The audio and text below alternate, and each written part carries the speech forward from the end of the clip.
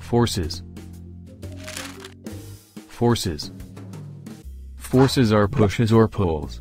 They can be balanced or unbalanced. If unbalanced, they can change the shape of objects and change the way they are moving. Moments are turning forces. What are forces? A force can be a push or a pull. For example, when you push open a door, you have to apply a force to the door. You also have to apply a force to pull open a drawer. You cannot see a force, but often you can see what it does. When a force is exerted on an object, it can change the objects. Forces can change speed, direction of movement, shape. For example, an elastic band gets longer if you pull it. Kinds of forces. Forces can be contact forces, where objects must touch each other to exert a force. Other forces are non-contact forces, where objects do not have to touch each other. These include gravity, magnetism, forces due to static electricity.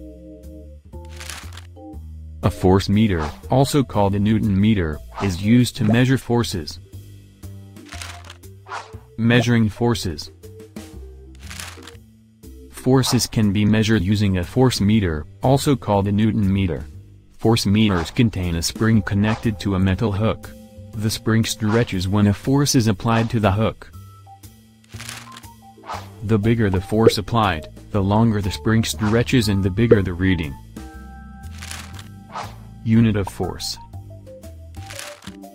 The unit of force is called the Newton, and it has the symbol N. The greater the force, the bigger the number, so 100 N is a greater force than 5 N. Frictional forces. Whenever an object moves against another object, it feels frictional forces. These forces act in the opposite direction to the movement. Friction makes it more difficult for things to move. Friction can be useful. For example,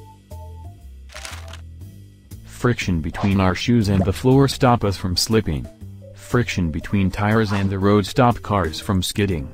Friction between the brakes and wheel help bikes and cars to slow down. Frictional forces are much smaller on smooth surfaces than on rough surfaces, which is why we slide on ice but not on concrete. Unhelpful frictional forces. When two magnets are close, they create pushing or pulling forces on one another. These forces are strongest at the ends of the magnets. The two ends of a magnet are known as the North Pole and the South Pole. If you put two magnets together with different poles pointing towards one another, the magnets will pull towards each other. We say they attract each other.